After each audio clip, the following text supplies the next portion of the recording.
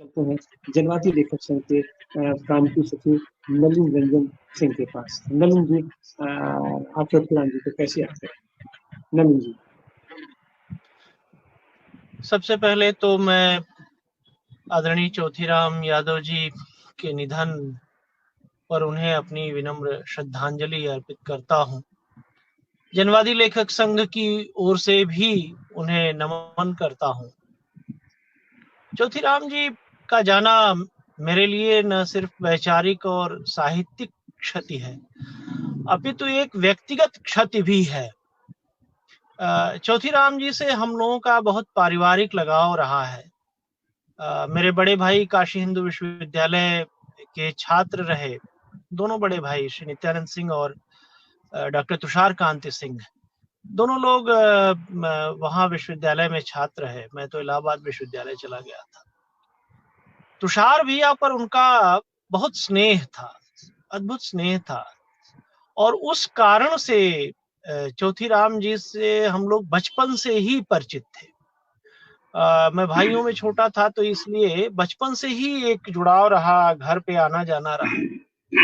उनके परिजनों से भी हमारे बड़े अच्छे संबंध रहे। उनके जो बेटे हैं, और लखनऊ में तो मतलब हैं ही उनके परिजन, इसलिए लखनऊ भी वे आते रहते थे। यहीं पे मंजुला नवयुग महाविद्यालय में है, तो बहुत उनका आना जाना लखनऊ भी था। तो एक व्यक्तिगत स्तर पर भी उनसे जुड़ाव था। दूसरा यह था कि वैचारिक स्तर पर वे बाद में, शुरू में तो ठीक है वो दूसरी परंपरा के व्यक्ति रहे, और काशीनाथ जी से उनकी दोस्ती भी रही, और इसके अलावा वे वैचारिक रूप से हजारी प्रसाद द्विवेदी के उन परम शिष्यों में से रहे, जिन्होंने उस दूसरी परंपरा के रास्ते पर चलना शुरू किया था, जिसे नामवर जी ने चिन्हित भी किया। लेकिन बाद में, खास तौर से रिटायरमेंट के बाद, चौथीराम जी ने जिस तरह से एक प्रखर वैचारिक सोशल एक्टिविस्ट की तरह से अपने को सामने लाने का काम किया, वो बहुत ही मानीखेज है। हाशिए के विमर्श को लेकर, खासतौर से उत्तर शती के हाशिए के विमर्श को लेकर के वे बहुत अधिक लिख रहे थे, बोल रहे थे। स्त्रियों और दलितों के आवाज को एक तरह से वे अपने पूरे लेखन में बराबर अहमियत दे रहे थे। वे लोक धर्मी आलोचक थे और संत परंपरा से उनका जुड़ाव रहा, लेकिन लोक धर्मी व्यक्ति लोक में व्याप्त जो लोक और वेद के बीच का अंतर है, जब उसे पहचान लेता है, तो वो समाज में आखिरी पायदान पर खड़े व्यक्ति के साथ खड़ा हो जाता है। और चौथीराम जी खड़े भी थे।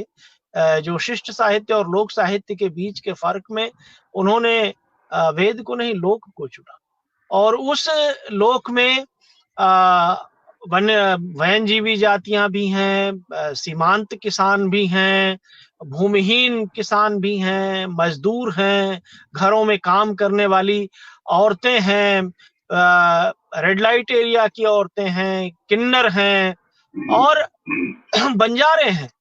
मतलब आप ये समझिए कि एकदम जो आखिरी व्यक्ति है हाशिए के समाज का, उसकी भी वे चर्चा करते।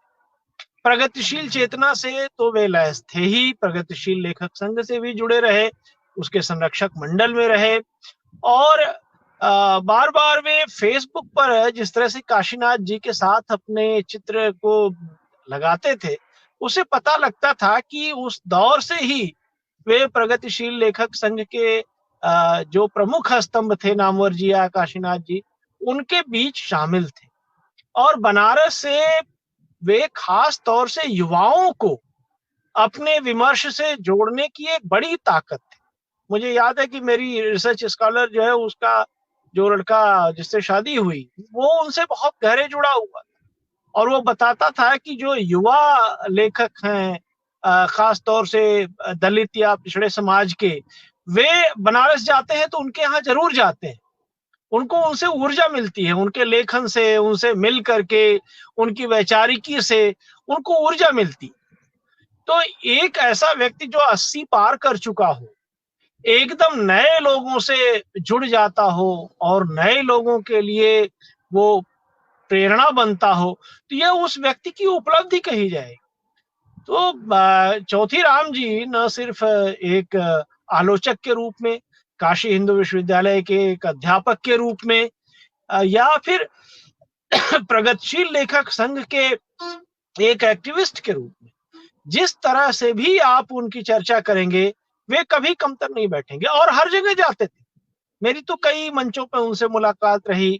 जो उनके परिजन हैं, कंचन यादव जी ने वहाँ पे श्यामा प्रसाद मुखर्जी पीजी कॉलेज फाफामऊ इलाहाबाद में एक बड़ा सेमिनार किया था, वहां पे भी सर हम लोगों के साथ रहे। बाराबंकी में एक सेमिनार में हम लोग साथ रहे। और एक बार तो बड़ा, उनके एक विद्यार्थी रमाकांत नीलकंठ की किताब का विमोचन था, जगह नहीं मिल रही थी, तो हुआ कि उनके घर पे ही कर लेते हैं। चौथीराम जी लखनऊ में थे तो उन्होंने कहा मैं घर पे ही आ जाऊंगा, कोई दिक्कत नहीं। और चौथीराम जी घर पे आए तो जिसको कहते हैं ना, एकदम जमीन से जुड़ा हुआ आदमी, एकदम से डाउन टू अर्थ। कभी भी उनके दिमाग में ये नहीं रहा कि एक केंद्रीय विश्वविद्यालय के प्रोफेसर के पद से वे रिटायर हुए हैं, या इतने बड़े वे बहुजन चिंतक हैं, इतने बड़े वे हाशिए के विमर्श के लोगों को राह दिखाने वाले, विमर्श की दुनिया में काम करने वालों को राह दिखाने वाले व्यक्ति हैं। कभी भी नहीं, कोई किंचित उनके मन में इसका भाव नहीं था। और फेसबुक पे बड़े सक्रिय थे। इसको लेकर एक बार गोपेश्वर सिंह से थोड़ा उनका विवाद भी हुआ था कि बहुत ज्यादा सक्रिय रहते हैं। गोपेश्वर सिंह ने उन पर टिप्पणी भी की थी कि चौथीराम जी को जब देखो तब फेसबुक पे रहते हैं। लेकिन वे फेसबुक को माध्यम बना करके अपनी बात कह रहे थे। अब आप देखिए कि जो आखिरी पोस्ट भी है, वे भी रमाशंकर विद्रोही को लेकर के, आसमान में धान बोने का संदर्भ, उनकी कविता को लेकर के। तो चौथीराम जी ने अपने को इस तरह से ढाल लिया था इधर, कि जब भी इधर बाद के बहुजन चिंतकों की या हाशिए के विमर्श पर चर्चा करने वाले चिंतकों की चर्चा होगी, तो उसमें चौथीराम जी का नाम बहुत आदर के साथ लिया जाएगा। ये हम लोगों का दुर्भाग्य है कि इधर 2 दिनों के भीतर सुरजीत पातर और चौथीराम यादव, 2 हम लोगों ने महत्वपूर्ण रचनाकारों को खोया है। मैं एक बार पुनः जनवादी लेखक संघ की ओर से और अपनी तरफ से भी सुरजीत पातर और चौथीराम यादव, दोनों लोगों को अपनी विनम्र श्रद्धांजलि अर्पित करता हूं।